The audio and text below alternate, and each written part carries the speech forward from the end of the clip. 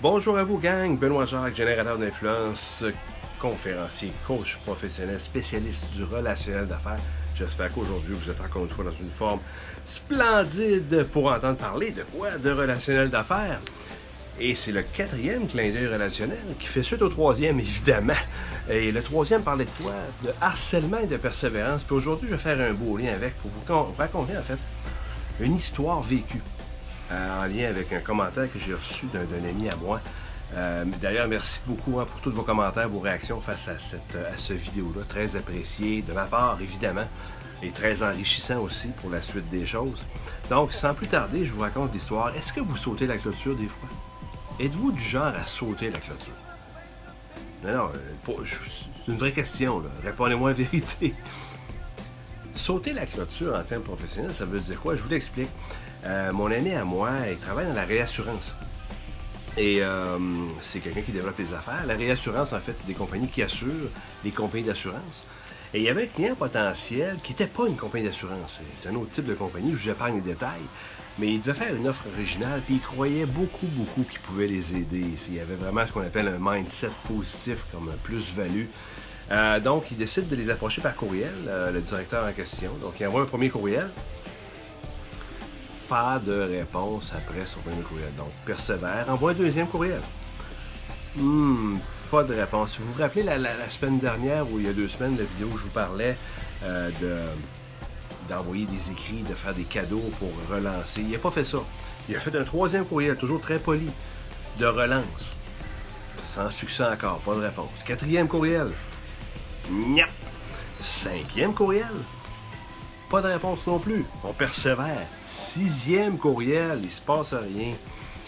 Alors, un peu découragé, mais il s'est dit, bon, mais qu'est-ce que je pourrais faire pour la suite des choses? Il décide de sauter la clôture. Dans ce sens où il dit, je vais essayer d'écrire à son patron, à ce directeur-là, directement. Donc, sauter la clôture, parler à son patron. Donc, il y a qu'un courriel dans ce sens-là. Bingo, retour. Il y a quelqu'un de vivant.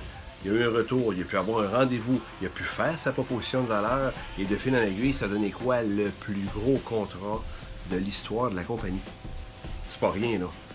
Pour avoir persévéré, pour avoir osé sauter la clôture, bingo, jackpot.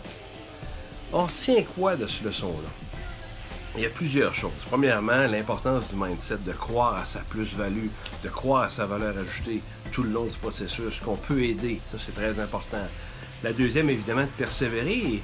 Et quand on se heurte à ce genre de mur-là en développement d'affaires, de ne pas baisser les bras. Et, tout dépendant du contexte, évidemment, dans ce cas-là, mon ami me dit qu'il n'y avait rien à perdre, hein, de sauter la clôture, d'aller par-dessus la hiérarchie en question pour parler au supérieur. Et de continuer à persévérer, puis d'avoir un succès. Donc, on retient ça. C'est une belle leçon. Moi, quand il me racontait ça, je trouvais ça vraiment impressionnant de voir à quel point, des fois, on peut sortir des sentiers battus, on peut faire différent, et pas hésiter, oui, quand quelqu'un ne retourne pas nos appels, nos courriels en mode développement d'affaires, à parler au patron, surtout quand on n'a rien à perdre. Merci beaucoup. Je trouvais important de vous raconter cette histoire-là. Je trouvais qu'elle avait plein de sens. C'est plein de choses qu'on peut retenir de ça. Benoît Jacques, générateur d'influence, c'est quoi ma mission? C'est d'aider les gens à faire à quoi? À se réaliser, à avoir plus d'impact, à libérer tout leur bel impact, leur belle influence pour développer des relations d'affaires toujours plus riches, toujours plus intéressantes, toujours plus profitables. Alors, merci beaucoup. Ça fait encore un plaisir de vous partager cette histoire-là.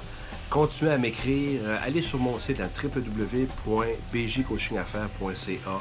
Allez voir mon site pour m'écrire des choses. Vous avez des histoires à raconter, faites-moi un petit coucou, ça va me faire plaisir.